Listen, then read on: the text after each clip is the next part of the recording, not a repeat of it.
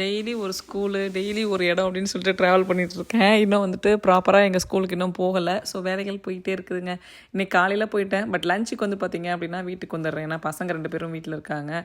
Just அப்பப்போ வந்துட்டு ஒரு இதை பண்ணுங்கள் அதை பண்ணுங்கன்னு சொல்லிட்டு போனோம் அப்படின்னா வேலையெல்லாம் கொஞ்சம் ஒழுங்காக நடக்கும் அப்படின்னு சொல்லிட்டு காலையிலாம் பிரேக்ஃபாஸ்ட்லாம் சாப்பிடல, அப்படியே ஏஞ்சோன்னே கிளம்பி போயிட்டேன். ஸோ லஞ்சு தான் டேரெக்டாக. லஞ்சுக்கு வீட்டுக்கு வந்துட்டு பார்த்திங்க அப்படின்னா ஆம்லேட் போட்டுட்டு வாழைப்பூ பொரியல் இருந்துச்சு, சாப்பாடு வச்சு சாப்பிட்டுட்டேன். ஸோ ரைஸ் தான் போயிட்டுருக்கு 2 நாளாக வந்துட்டு 2 நாள் இல்லை 3 நாளாக கொஞ்சம் கம்மி பண்ணணும்னு நினச்சிட்ருக்கேன். பார்க்கலாம். கொஞ்சம் பசங்களுக்கு ஸ்கூல்லாம் ஸ்டார்ட் ஆனோன்னு தான் ரெகுலர் ரொட்டீன் லைஃப் வரும்னு நினைக்கிறேன்.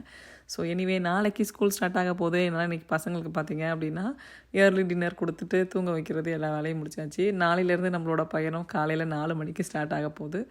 ஸோ இந்த இயர் நல்லபடியாக போகணும், ஆரோக்கியமாக இருக்கணும், இதுதான் மனசில் ஓடிக்கிட்டே இருக்குது. பெரிய பையன் ஹை ஸ்கூல் போகிறான். ஸோ ஹை ஸ்கூல் மாமா என்னோடய எக்ஸ்பீரியன்ஸ் எப்படி இருக்க போகுது எல்லாமே பார்க்கலாம்.